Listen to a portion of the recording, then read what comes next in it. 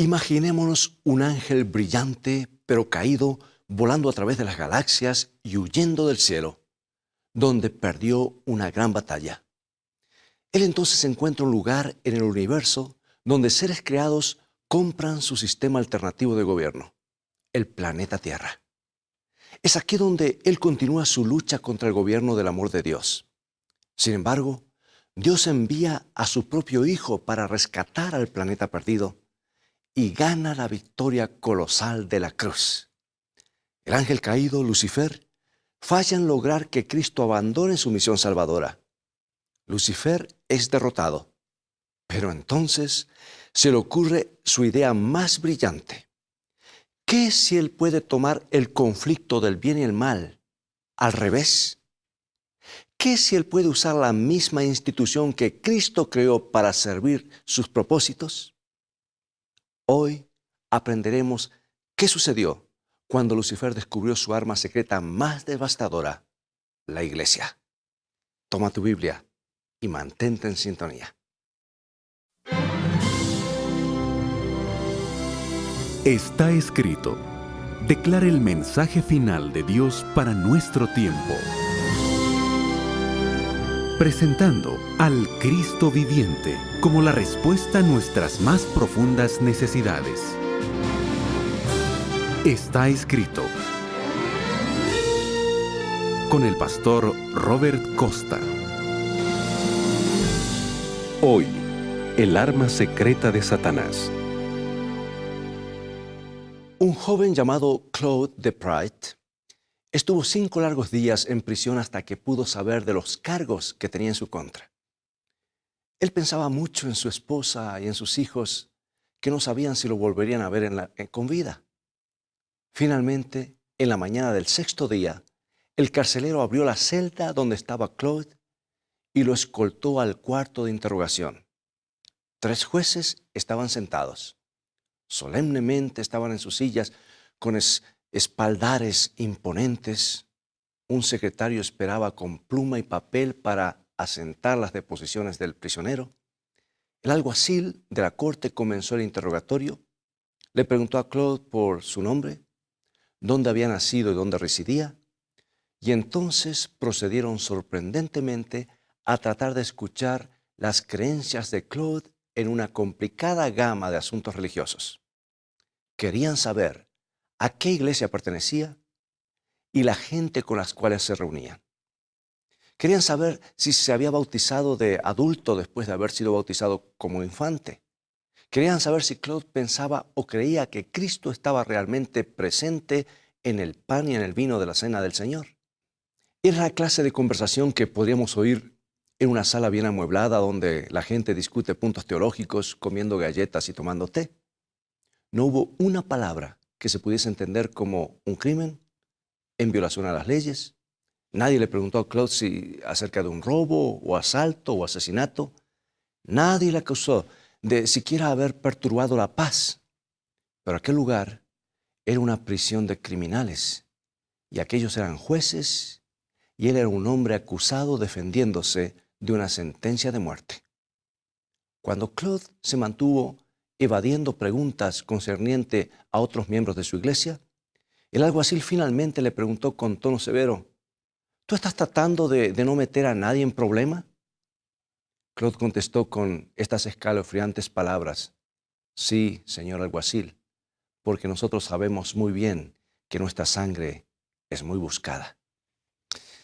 Bueno, el hecho increíble es que Claude y sus compañeros de fe esperaban la sentencia de muerte por sus opiniones religiosas. Tenían la desgracia de ser anabaptistas en un tiempo cuando la iglesia establecida desaprobaba fuertemente las enseñanzas de esa secta. No eran locos los que se sentaban en las sillas de jueces. Eran eclesiásticos, señores, que pensaban que estaban defendiendo la fe ciudadana y protegiendo al rebaño de lobos disfrazados de ovejas. Esta interrogación ocurrió en la ciudad de Ghent, en lo que ahora es Bélgica, en 1556. Estas interrogaciones ocurrían frecuentemente. No eran consideradas como un gran error de la justicia. Era parte de una larga tradición de hacer cumplir la fe de castigar a los herejes, en parte de una larga tradición suficientemente trágica en la iglesia cristiana.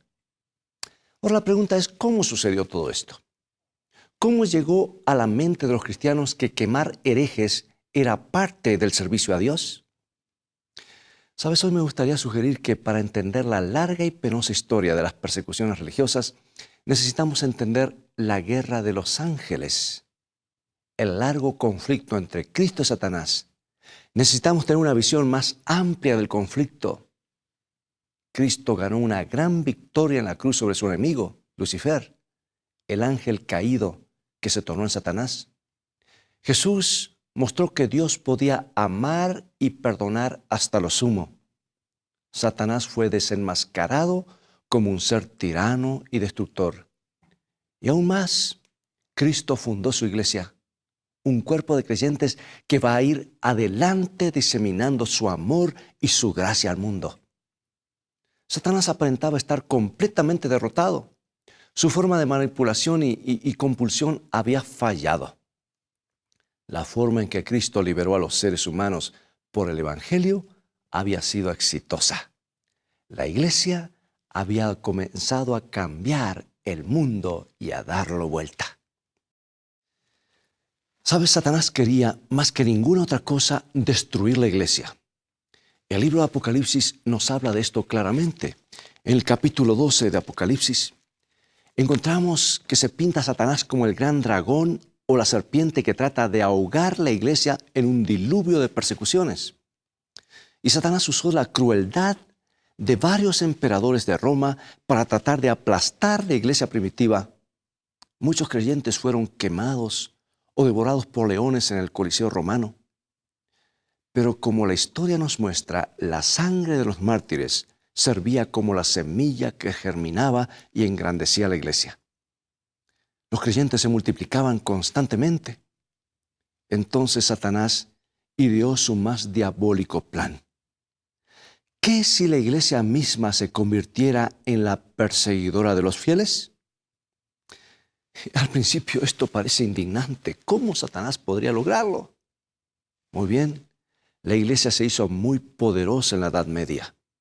Adquirió poder y autoridad absoluta. Los eclesiásticos se miraron a sí mismos como los protectores de lo que ellos consideraban la verdad. Ellos llegaron a la conclusión de que tenían que imponer por la fuerza lo que ellos creían correcto. Y comenzaron a mirar las desviaciones de sus creencias como un mal terrible que había que extirpar. Y así fue como la iglesia se convirtió en perseguidora. Y el libro de Apocalipsis nos pinta estos eventos tristes y trágicos. Nos muestra la fuerza detrás de todo este plan perseguidor. En Apocalipsis 12 se muestra esto claramente. El Apocalipsis es el último libro de la Biblia escrito principalmente para la última generación de creyentes en el último tiempo, y dice claramente Apocalipsis 12:13. Y cuando vio el dragón que él había sido arrojado a la tierra, persiguió a la mujer que había parido al hijo varón. El dragón representaba a Satanás.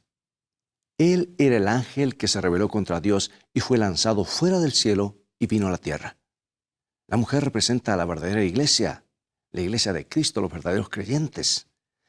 Y es Satanás el perseguidor de la iglesia.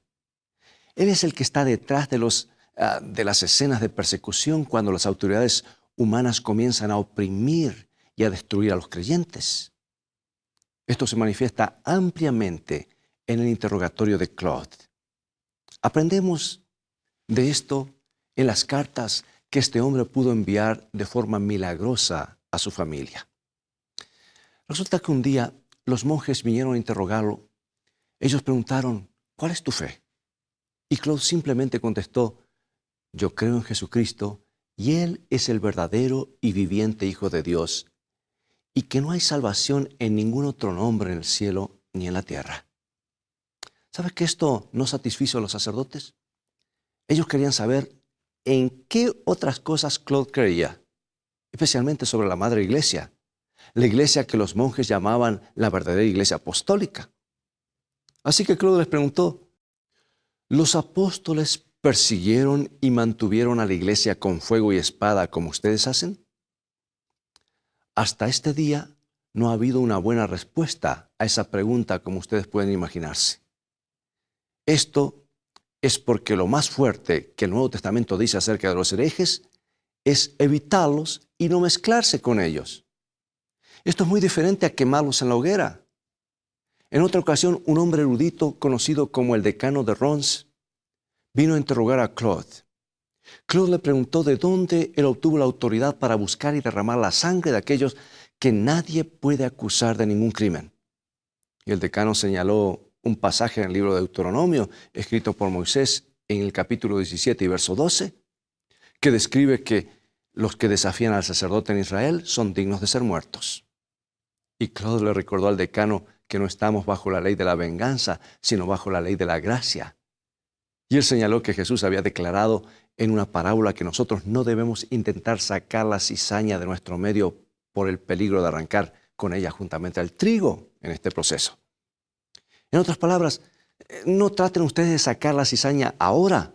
No traten de destruir a todos los malvados en nuestro medio porque ustedes terminarán destruyendo a mucha gente con ellos. Jesús nos dice, déjenme, eso lo haré yo en mi tiempo, en el día del juicio. Yo separaré la cizaña del trigo, las ovejas de los cabritos. El decano contestó que él era suficiente y suficientemente sabio para arrancar algunas cizañas malas sin dañar el trigo. Pero por supuesto, él no tenía una capacidad que solo Dios tiene. Claude y sus hermanos de la fe eran cristianos amorosos y sinceros, como el mundo no ha visto mucho de ellos. Ellos estaban delante de su tiempo al escoger una devoción sumisa a Cristo y una fidelidad a las enseñanzas de la Biblia sobre la tradición. Y el decano reconoció que no podía decir nada en contra de las prácticas de fe de Claude y de su grupo. Pero esta era la gente que era acosada y perseguida. Esta era la gente llevada a prisión y torturada. Esta era la gente quemada en la hoguera y la iglesia establecida era la que prendía el fuego. La iglesia, que era parte del gobierno que cruelmente persiguió a los cristianos más maravillosos que alguna vez vivieron.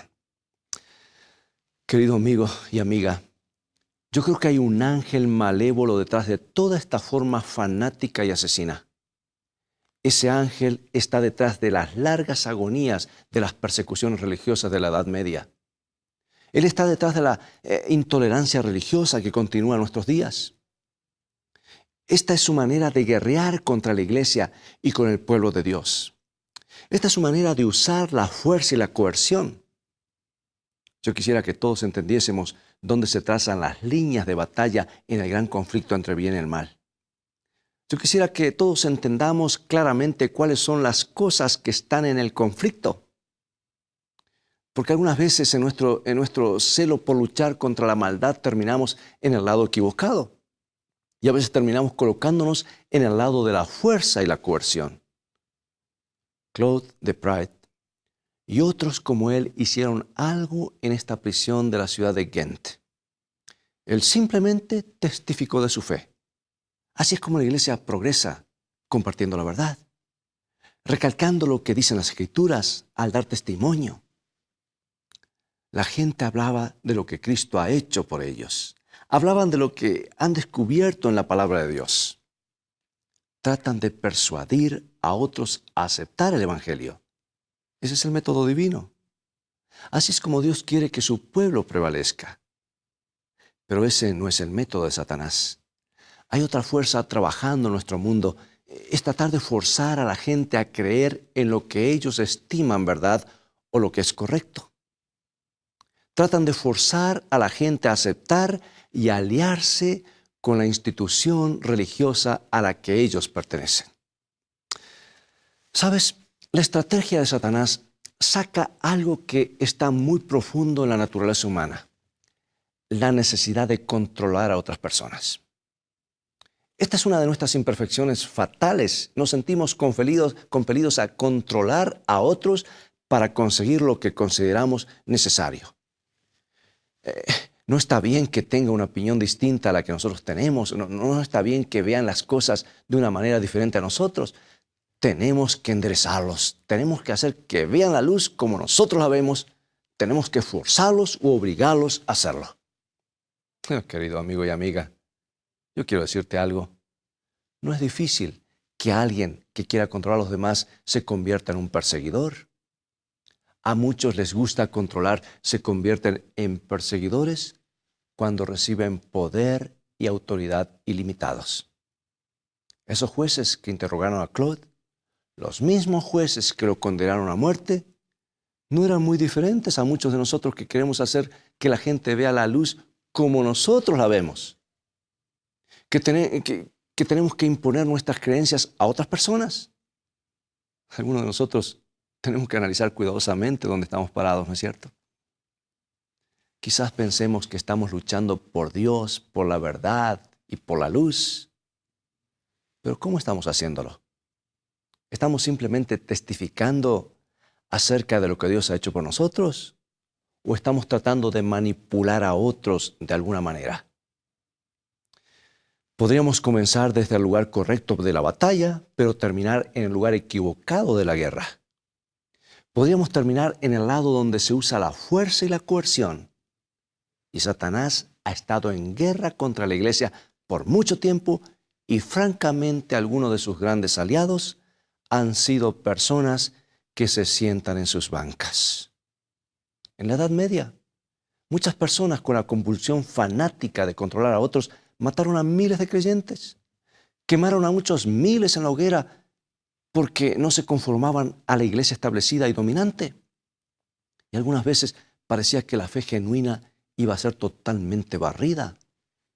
Algunas veces parecía que solo la iglesia corrupta podía mantenerse en pie. Interesantemente, los perseguidores usaron este hecho contra los perseguidos. Claude Pride tuvo que encararlo en prisión durante unas interrogaciones. El jefe de los jueces le dijo: Cristo le dijo a la iglesia que estaría con ella hasta el fin del mundo, pero no puedo encontrar entre ustedes a ninguno que me pueda decir que pertenece a una iglesia que tenga más de 30 años de existencia.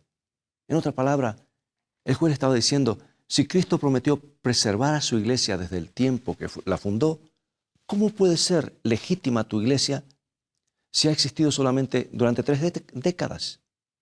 La respuesta de Claude muestra que tenía una más amplia perspectiva del cuerpo de Cristo. Él dijo: yo no dudo de que Dios es el que preserva su iglesia, y todavía lo es, y lo será por todo el tiempo que dure este mundo, de acuerdo con su promesa.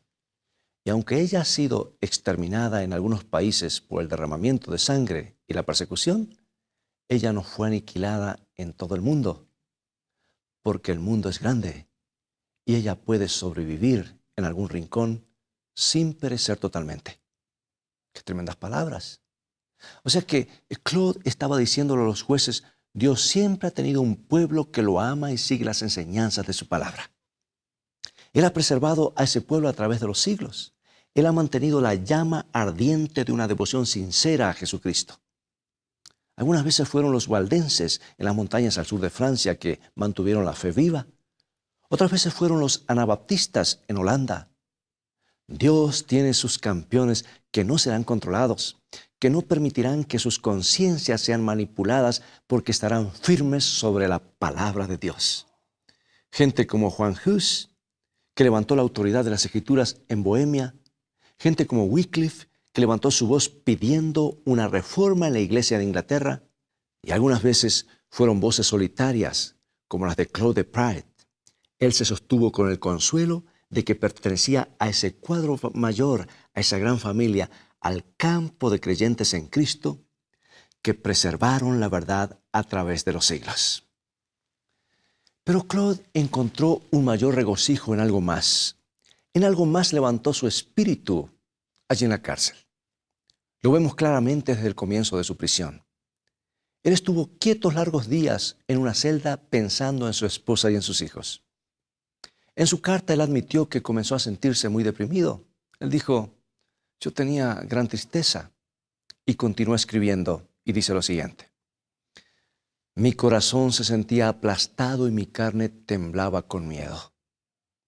Pero entonces, en la mañana del sexto día, algo ocurrió que lo revivió completamente. Él escribió: mi corazón se encendió dentro de mí con el gozo del Señor mi Dios, de tal manera que toda mi angustia y ansiedad desaparecieron de mí como el polvo es barrido por el viento en la calle. ¿Qué fue lo que hizo la diferencia? Extrañamente, fue el carcelero viniendo a su celda y llevándolo delante de sus acusadores. Fue al comienzo de las interrogaciones. Su prueba solo ahora comenzaba. Entonces, ¿por qué estaba feliz? Por una razón. Finalmente, iba a tener la oportunidad de testificar por su fe. Finalmente tendría la oportunidad de dar testimonio a favor de Cristo y las verdades de la palabra de Dios. Viniera lo que viniera, sus adversarios conocerían lo que Jesús significa para él. Escribió: me sentí con alegría, mi corazón levantado al Señor mi Dios, olvidado de mí mismo y de las cosas de este mundo. Claude Pryde estaba en el lado correcto, entró en la batalla en la forma correcta, apeló a los corazones y a las mentes de los que lo interrogaban. Él estaba apelando a sus conciencias. El libro de Apocalipsis habla de personas como Claude. Describe lo que toma estar en el lugar correcto. Escuchemos lo que dice Apocalipsis capítulo 12, versículo 11. Y ellos le han vencido por la sangre del Cordero y por la palabra de su testimonio, y no amaron sus vidas hasta la muerte. La Biblia es clara. ¿Cómo pudieron esos cristianos ser vencedores? Ellos vencieron por la sangre del Cordero, por la cruz de Cristo. La lealtad a Cristo y a sus sacrificios era el centro de sus vidas.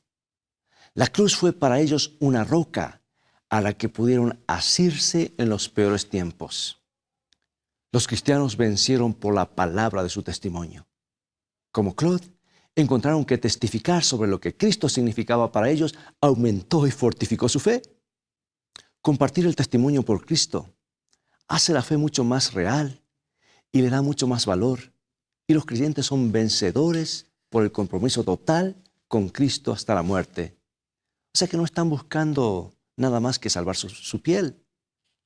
Tienen una perspectiva eterna.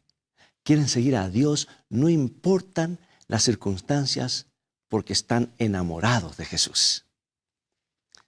Querido amigo y amiga, hay un gran conflicto, un conflicto furioso a nuestro alrededor entre el bien y el mal. Es un conflicto que nos obliga a tomar una posición seria. En un lado están aquellos que creen que sirven a Dios controlando las conciencias de otras personas. Y amigos, en el futuro la Biblia nos enseña que el gran conflicto entre el bien y el mal, el principio medieval de la unión de la Iglesia con el Estado, será realidad en un tiempo muy cercano. Y cuando esto suceda, habrán muchos que tratarán de controlar las conciencias, haciendo que la gente se conforme a la enseñanza de la Iglesia y de la ley del Estado. En otro bando estarán los que se paran sobre los principios de la palabra de Dios. Tienen a Jesús y están comprometidos con Él. Y ellos dan testimonio de lo que Dios ha hecho en sus vidas. Así es como ellos persuaden con la fuerza de la verdad y la luz divina. Así es como se apela cristianamente a hombres y mujeres a conformarse con la voluntad de Dios.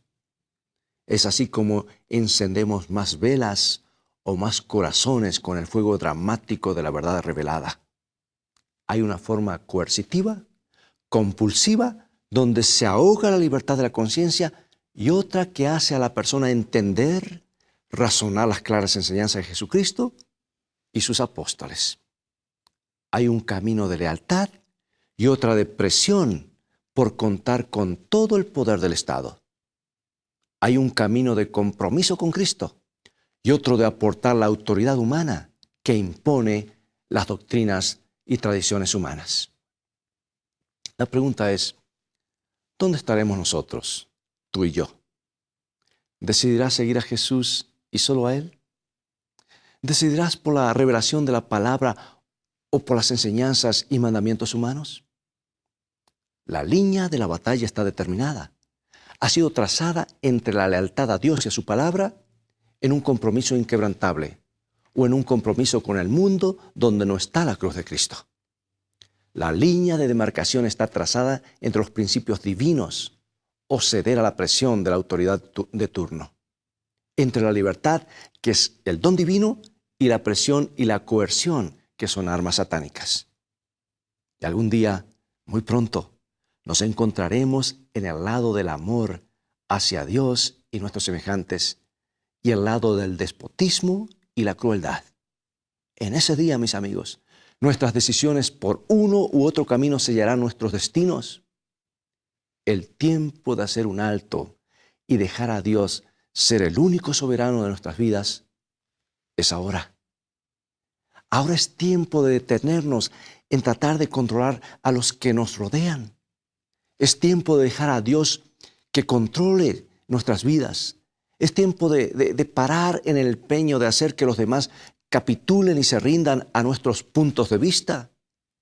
Es tiempo de rendirnos totalmente a Dios, porque solo Dios debe mandar la conciencia y debemos seguir solamente lo que está en su palabra, porque lo que está escrito en su palabra ha sido escrito por amor, para que tú y yo seamos felices para siempre.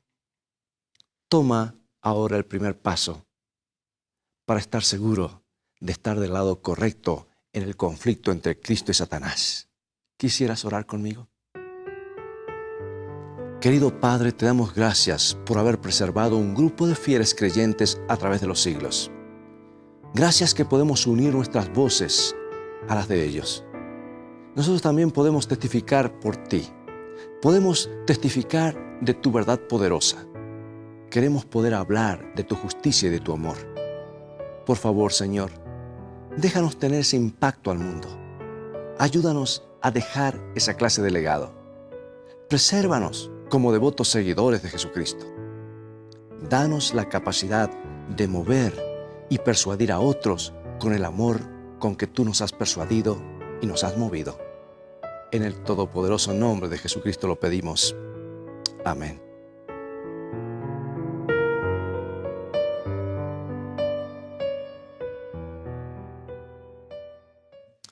Bien, es todo el tiempo que tenemos por hoy. Ha llegado el momento de despedirnos. Te invito a continuar estudiando los mensajes de la palabra de Dios. Solamente en ella tenemos la seguridad. Es la revelación de la verdad de Dios para nuestros corazones. Es el mensaje de Dios, de su corazón a tu corazón. Visítanos en nuestro sitio de internet, estaescrito.tv, donde podrás obtener gratis una variedad de estudios bíblicos. Dios te bendiga y recuerda, escrito está: no solo de pan vivirá el hombre, sino de toda palabra que sale de la boca de Dios.